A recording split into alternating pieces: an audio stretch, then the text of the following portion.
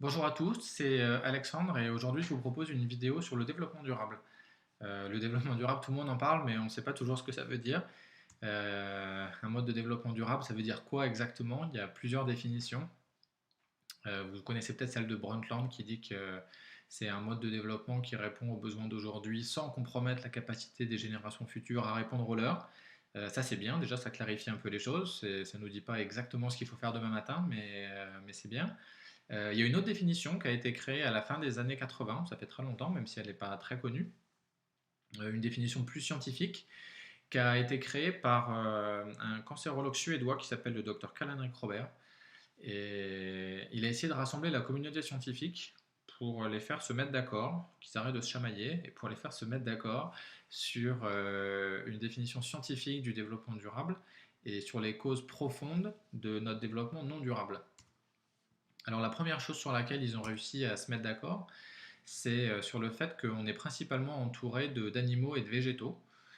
Et entre les deux, il y a un équilibre qui fonctionne bien. Les plantes produisent de l'oxygène et des nutriments pour les animaux qui respirent l'oxygène, mangent les nutriments et en échange produisent du dioxyde de carbone, du CO2 et de l'engrais qui est utilisé par les plantes. Et tout ça, ça fonctionne bien. C'est des cycles qui sont assez rapides, qui fonctionnent on respire chaque seconde. Et tout ça, ça se passe dans la biosphère. Alors, ce qu'on appelle la biosphère, c'est cette couche à la surface de la Terre dans laquelle la vie est possible. C'est une couche qui est très fine, on la compare des fois à la pellicule à la surface d'un oignon. C'est très fin et très fragile. Et donc, l'autre chose sur laquelle ils ont réussi à se mettre d'accord, c'est que, non, c'est que cette biosphère, c'est un système ouvert du point de vue de l'énergie. C'est-à-dire que l'énergie du Soleil rentre dans la biosphère et des radiations s'échappent. Et après, l'autre chose sur laquelle ils se sont mis d'accord, c'est sur le fait que ce système, il est fermé d'un point de vue de la matière. Alors là, vous connaissez tous cette phrase bien connue de Lavoisier qui dit rien ne se perd, rien ne se crée, tout se transforme. Donc ça, qu'est-ce que ça veut dire? Ça veut dire que toute la matière qui était à la surface de la Terre, dans la biosphère, il y a 4 milliards d'années, elle est toujours là. C'est toujours la même matière. Elle n'a pas changé, les molécules se sont réorganisées, mais c'est la même matière. Elle n'a pas disparu, elle a nulle part où aller. Donc voilà, ça vient des principes de la thermodynamique. Et donc ça, c'est à l'exception, bien évidemment, de quelques satellites qui ont été envoyés dans l'espace ou de quelques météorites qui ont atterri à la surface de la Terre. Et on dit aussi que tout se transforme. Alors ça veut dire que la matière, elle a tendance à se désagréger. Elle a tendance à se déstructurer. Et donc un exemple, c'est que si vous prenez un iPhone et que vous attendez 1 million d'années, il y a des chances pour que vous obteniez un tas de poussière. Si vous prenez un tas de poussière à l'inverse et que vous attendez 1 million d'années, vous n'aurez jamais un iPhone, vous voyez, ça marche que dans un sens. Donc ça, c'est parce que la matière a tendance à se désagréger. Donc c'est ce qu'on appelle le principe de l'entropie. Et, euh, et alors si on peut se poser la question, si tout a tendance à se désagréger, comment ça se fait qu'on vit dans un monde où tout est beau autour de nous, où tout fleurit, etc. Et bien ça, c'est grâce à la photosynthèse. On dit que c'est la photosynthèse qui paye l'addition. Les plantes ont la capacité d'utiliser l'énergie du soleil pour, euh, pour faire fonctionner la photosynthèse, c'est-à-dire le cycle dont on parlait tout à l'heure, créer du CO2, créer de l'oxygène et des aliments, etc. Donc c'est la photosynthèse qui paye l'addition. C'est ça qui fait que tout ce qui est autour de nous a l'air bien organisé, bien structuré. La photosynthèse redonne de la structure à la matière. Donc voilà, alors ça c'est des cycles rapides, comme je le disais tout à l'heure. Il y a également des cycles lents. Donc la communauté scientifique s'est mise d'accord sur le fait qu'en plus de ça, il y a des cycles géologiques lents qui font remonter de la matière depuis la lithosphère, qu'on appelle aussi l'écorce terrestre, vers la biosphère par le biais d'éruptions volcaniques et de choses comme ça.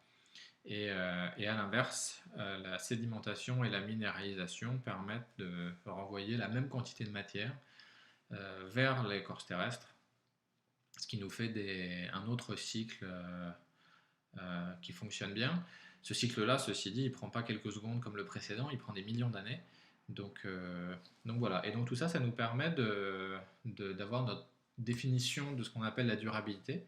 En fait, la durabilité, c'est notre capacité à nous, société humaine, à continuer indéfiniment au sein de ces cycles. On est là, c'est notre monde, il fonctionne comme ça, avec ces cycles naturels qui sont scientifiques, on n'y peut rien. Ce qu'on peut faire de mieux, c'est s'y adapter et bien fonctionner avec eux. Donc voilà, donc si ça c'est la définition de la durabilité, un mode de développement durable, c'est un mode de développement vers cet état de durabilité. Donc voilà, et ensuite la communauté scientifique, ils se sont dit, bah, si compte tenu de ces cycles naturels, et que nous, nos sociétés, elles sont à l'intérieur de cette biosphère, et on travaille dans des entreprises, etc., qu'est-ce qu'on fait? Quelles sont les causes profondes de notre mode de développement non durable?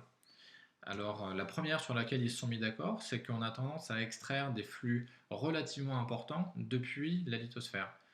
Donc ça, ce sont des choses comme du pétrole, comme du métaux lourd. On a tendance à les extraire et à les injecter dans la biosphère plus vite qu'ils arrivent à redescendre. Ce sont des cycles qui prennent des millions d'années.